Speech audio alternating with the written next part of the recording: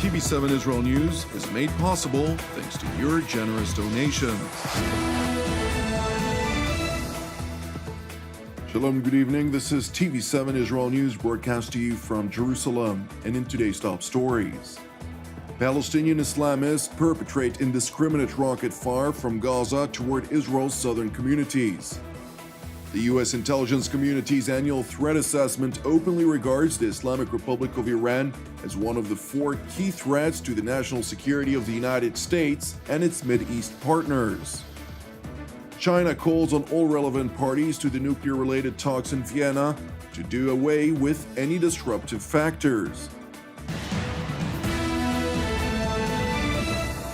Palestinian Islamists launched a rocket from the Hamas-controlled Gaza Strip toward Israel's southern communities last night, forcing tens of thousands of Israeli civilians to rush into bomb shelters within the IDF Home Front Command's instructed 15 seconds. Thankfully, the incoming projectile exploded in an uninhabited area, causing no injuries or damage. Subsequently, the IDF conducted a retaliatory strike overnight, targeting Hamas military infrastructure in the coastal enclave. According to the IDF spokesperson's unit, IDF fighter jets and attack helicopters struck a weapon manufacturing site, a weapon smuggling tunnel, and a military post belonging to the Hamas terror organization. Consequently, one Palestinian Islamist was reportedly injured. Turning to Washington, where the U.S. Senate Select Committee on Intelligence deliberated the U.S. intelligence community's annual threat assessment earlier this week, which openly regards the Islamic Republic of Iran as one of the 4 key threats to the national security of the United States. While the majority of deliberations, in the presence of Washington's top intelligence officials, were conducted behind closed doors, during the open session, Central Intelligence Agency Director William Burns acknowledged that the Abraham Accords, which brought about 5 separate peace agreements between Muslim-majority states and Israel, is a key ingredient to regional stability and security.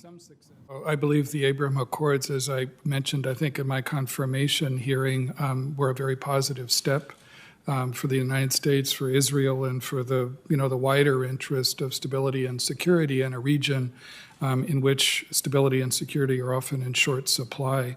I know it's the intention of this administration to try to build on the Abraham Accords and expand, the number of countries who are willing to engage and normalize with Israel.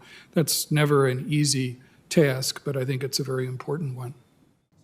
Among other concrete challenges, the annual threat assessment raises the alarm with regard to Tehran's malign intentions at length, warning that it will actively pursue an aggressive foreign policy by a range of tools, including diplomacy, expanding its nuclear program, military sales and acquisitions, and proxy and partner attacks to advance its goals. And while the assessment further mentions that the iterative violence between Israel and Iran have the potential to escalate or spread, the U.S. Director of National Intelligence Avril Haines highlighted in her opening remarks to the Senate's committee that Iraq will be a key battleground for Iranian influence in the coming year. Tehran is seeking to project power in neighboring states, deflect international pressure, minimize threats to regional stability. Iraq will be a key battleground for Iranian influence in the coming year, but Tehran will also continue to pursue a permanent military presence in Syria, destabilize Yemen, and threaten Israel. Despite the assessment that the Ayatollah regime will seek to bolster its influence in Iraq and use it as a battleground against the West and Washington's regional partners, during a third strategic dialogue meeting, which was held last week in Baghdad, U.S. Secretary of State Antony Blinken evidently pledged to his Iraqi counterpart that the United States would hand over all of its military bases in the country and redeploy a great number of its troops elsewhere. واتفق الطرفان أن لا قواعد عسكرية أمريكية في العراق وعليه لن تكون هنالك أي قواعد أجنبية في العراق. هذا ما تم الاتفاق اليوم في نهاية الجولة الثالثة من الحوار الاستراتيجي. It is important to know that the American pledge to withdraw its troops coincides with prolonged political instability in the Iraqi capital Baghdad, which consequently brought about a decision by President Barham Saleh to dissolve Iraq's parliament earlier this week. وقعت المرسوم الجمهوري الخاص بإجراء الانتخابات النيابية المبكرة في 10 تشرين الأول المقبل. President Saleh further affirmed his country's need for international assistance in ensuring fair and free elections in light of foreign attempts to influence the outcome. نؤكد ضرورة العمل والتنسيق الفاعل والجاد بين الأمم المتحدة ومفوضية الانتخابات لتأمين الرقابة الأممية وضمان نزاهة العملية الانتخابية بما يساهم في نجاحها وبما يضمن السيادة واحترام القرار المستقل للعراقيين. Meanwhile, in Tehran, the Iranian Foreign Ministry referred to the attack earlier this week on its Natanz nuclear facility as a crime against humanity. What happened in Natanz was a bold act of nuclear terrorism on Iranian soil. There has been no casualty or contamination reported, but it could very much resulted in a catastrophic situation.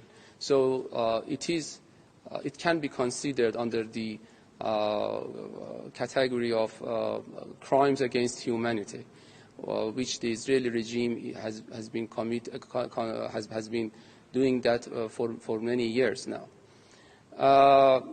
Iran definitely would reserve all rights to respond under the Article 51 of the United Nations Charter.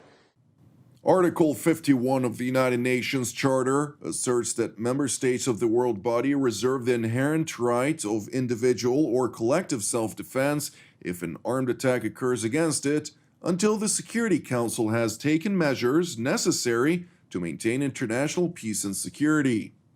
Meanwhile, in Vienna, the second session of talks on ways to salvage the 2015 nuclear deal by Russia, China, France, Britain plus Germany with Iran, alongside the indirect participation of the United States, is reportedly faced with increased challenges. In light of the bombing of the Natanz nuclear facility, alongside the Islamic Republic's decision to raise its uranium enrichment to 60% purity, tensions have seemingly simmered during the latest session. We do think that all these developments have reinforced our conviction that what is needed most now as a top priority is to do away with any disruptive factors. China naturally continues to maintain that the only way for a tangible breakthrough to occur is for the United States to lift its crippling sanctions on Tehran, which would then lead, at least per pledges voiced by the Islamic Republic's leadership, to reinstate internationally imposed limitations on the Ayatollah regime's nuclear program. The very key of the current process here is to set out the detailed formula on sanction lifting by the United States.